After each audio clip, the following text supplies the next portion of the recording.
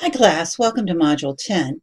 I think it's interesting as you put Module 9 and 10 uh, together, how much they tie together, what work we do at home and what work we do within the workforce. In fact, in American Family Systems, they consider this one chapter to bring together. So as you're thinking about the effects of our work and how we are rewarded for the works we do, it's important for you to bring that back to those gendered issues of home as well. So for any of you that have taken a sociology course before, um, how does gender affect what we do? We've talked about it in other classes on a regular basis. But for those of you who haven't, you're already experiencing it at such deep level that it's no surprise to you that there is a difference in what women do as work and men do as work, though it has really been changing over time. So what is work? It depends on what we do. It could be assisting a spouse in a business at home. It could be paid employment. Sometimes work we consider the activities that we draw money from to bring money home or what earns us money, but there's a lot of process within the work. And so as we look at the book, it addresses it on a global level. Organizations like the United Nations who are looking at employment and vulnerable employment. Very interesting as we explore what's there and available. And if you get a chance, though I haven't assigned it, look at the United Nations, look at the gender differences. We will find that across the world, women are less educated, and oftentimes their employment is very vulnerable, and they're working at great levels that are part of supporting society, but are not well supported by the government actions of different countries. So I think of this, and you get the story here of the activities of vulnerable employment are considered the workers who work in the rice field or with the family pigs. You know, my grandmother was considered a stay-at-home mom, I guess. She wasn't out working in industry. They owned a 47-acre farm, so definitely she was working. There was no question of that. And she had 150 laying hens and had an egg route in which she delivered that. You see, that was the typical um, type of work for women. And it still is in these very informal economies, and we really look into it. But important pieces that are covered in this chapter include the inequity in the workplace for women today in the modern world. And we can see that significant differences. And I'm leaving you with a number of films that look at multiple sides within that. Um, as a Fox News was reporting on an iron, they made it clear that women work less hours, therefore they deserved less, and they chose to go into jobs that pay less, therefore they deserve less. So part of what you're thinking of in this process is, does teaching and social work therefore deserve less pay in the process, even though they may need more education because they're not as dangerous? Think about it. They can be just as dangerous in different aspects. So I want you to use some critical thinking hats, as usual, as you start exploring this chapter. So let's look quickly at the PowerPoints, and I'll try to be a lot quicker than I was in the last chapter. Um, so a nation's economic growth and is highly linked to the rate of women's employment. We know in the United States today, when we look at the employment perspectives, more than 50% of the workforce are women working. Um, it's an interesting problem. Not all women's labor is officially counted. As we explore what women do, you can see the difference. And oftentimes they're tied to agricultural work or selling goods at a market, just like my grandmother I talked about within her egg route. and doing those things. Why my grandfather worked in the steel mill and maintained the farm along with my grandmother. He would milk the cows in the morning before he would go to work, um, and then be off at the steel mill during the day. You see, one's officially taxed, the other may not be taxed in the same manner and therefore not counted. Now, there's a lot of implications from this. If your work isn't counted for taxation, you save money. But if it isn't counted, then you don't reap the benefits that are tied to it. So we have this problem as far as evaluating what's going on. So measuring the world of work, we look at the measurements changed after the 1995 UN Conference on Women. And they started to look at this informal economy and classified it as self-employment. And we find that women across the world are highly involved in this cottage industry, and they contribute to family work. In fact, they become a very important piece of economic culture. Women's work is vulnerable employment, oftentimes low paid, and it lacks social services tied to it, just as I mentioned before. So things like in the past, women's work did not get support from employers for a retirement system.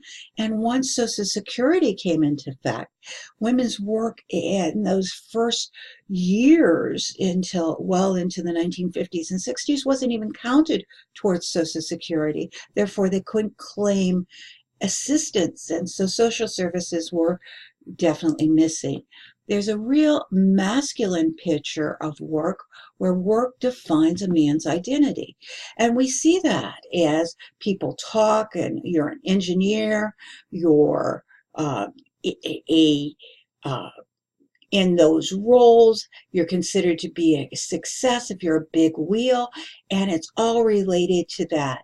Not all men are big wheels, are they?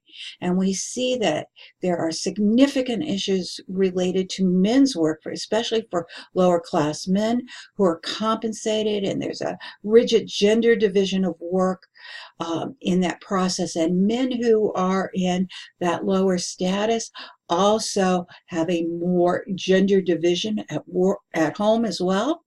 It comes into place, and that they will expect that differentiation because of their work environment. Now, we don't have enough time to go into it, but we can see the changing family coming into place, and those egalitarian roles that are more likely to be held by upper class men, but then that traditional roles can be in place for lower class men, and yet we'll have this conflict between, and we call them the transitional family. And these are arguing over these tasks and trying to negotiate the work and are very unhappy. And it could be based on the women's gender ideology or the man's. But believe it or not, women's gender ideology is probably the most that influences these shared occupations and the role sometimes of masculinity. Now, work affects a masculine status, and it's pretty significant when we work at the gender issues here. For Black men, they face barriers, which means fewer jobs are available. A lot of discriminatory practices in place, and they may lack the job skills because they have lower education on average. Now, remember, 50% of African Americans in the United States are middle class, and we forget that, but we can see how much higher the percentage is in the working class and in the poverty areas of racial diversity, where women, African American, Black women, have been achieving higher levels of education. So we see this is very problematic, and we have some issues that come into place related to work.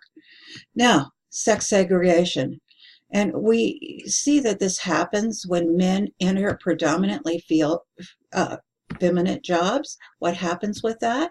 Let's look at nursing. So men experience what's called the glass elevator, that they walk into these fewer roles because less than 20% of nurses are men. They are more likely to be in higher levels of nursing, like nurse anesthetists. They are more likely to get promoted. So we see the glass ceiling in place. Look at education. Even though women currently are the higher numbers in education, men are more likely to achieve the higher statuses of principal, superintendent, and those roles. We can see that again within education, even in higher education, knowing that only about 20% of presidents of universities are women. Even though we see that significant difference coming into place, that there are many, many professions that have women PhDs at the teaching level. So women experience a glass ceiling. In fact, there's been a lot of research on educators, just as you students are prime examples of who we do research on a regular basis. We will find that educators we do a lot of research on because they're an easy topic to get to, plus we have a lot of interest in that. And what we find is women are not promoted to full professors as often as men. And part of that is the roles they're assigned. And so we see some very interesting issues. Well, protective laws have gone into place in first world countries, and they can be very different depending on the time that they were put into place and the actions. Now, protective labor legislation originally limited hours women could work and the type of labor they could do. They felt that work was detrimental to a woman's health, and lessening their time enabled women to perform their household duties. So those were very significant. And those came into place. So when World War II came along, married women who were moved into the workforce to fill the jobs of men. Now, interestingly enough, they were paid lower salaries than men. It was a war effort. So they worked at very hard jobs in very typically male type positions, being paid less, but being able to support their family. And when men returned home from war, they were immediately terminated, no matter how well they had done the job. And so there were some real issues that came into place. So the problems here were reduced women's earnings, and this was provided on a regular basis, that women earn less well into the 1960s, as we look at people even doing the same job beside each other. And because they were a woman, they were paid less. So these protective laws come into place again later to say that there has to be equal pay in the process. So where do we go from here? We start looking at, here's the law today that says women have to be paid equally, but we know that the pay is not equal. Well, globally, women are more likely to do this precarious work, dangerous, oftentimes very exposed to chemicals, as well as the dangers of working in wild areas. Women are believed to be more dexterous, and so we see this varied area. What I really want to focus on here is that there is a cost, right, for women. The uncertainty of their income, their high stressful situation, the vulnerability of and intimidation that occurs in their jobs. And so we can see in some of the sweatshops, this issue. They have low income, no benefits, basically chained to their work to get that money, and they're very uncertain of how their work will continue forward. So there's some big issues that are faced, especially by people in developing countries and worldwide. There is a significant gender gap in wages. Our book talks about that women earn 77 cents on the dollar for what a man earns. You're going to see in the videos this week that there's an argument in how this is brought together and looked into place. So look at those dollars pretty carefully. And there's an explanation, that the social explanation of why this goes into place because of gender types of jobs. Younger women are more likely than older women to be in sex integrated jobs, so they earn at a higher dollar amount, so that we see that women starting their career actually earn more, equal to men, so about 88 cents on the dollar to men. And we can see that maybe part of this will go away, but part of this then is personified in the fact that she may have to step out of the workforce and having children, or she won't get the promotions like we talk about within the educational system, that women are less likely to be full professors and appointed to that level because of the gender qualities that come into place that need to be measured in that. So there are gendered occupations as well, and we can see that affects the family wages. Now, what's interesting as we start to look at this comparable difference, should a man be a breadwinner? Look at the pressure that becomes on place for that person to be in that role of masculinity and be at that higher learning level. And then we end up with the concerns that we talked about somewhat in family work, and who has the human capital. So human capital really becomes a theory to look at. So some of the assumptions of human capital include humans are rational and motivated. They seek to maximize reward and minimize costs, and workers will invest in human capital whenever possible. And men and women make different types of human capital investments. So caring for people in jobs like nursing and teaching and social work are part of the women's investment. By men will invest in human capital, perhaps in wage earning or in those perspectives as we start looking at this theory. So as you examine this module, I want you to explore it in relationship to yourself. Now, the videos for this, hold on, are again the discussion as far as, are women really paid less than men?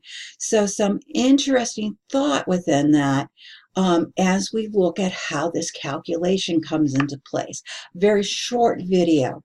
And then I'm asking you to look at the TED Talk about the new rise of women to higher paying positions and the change that's accompanying.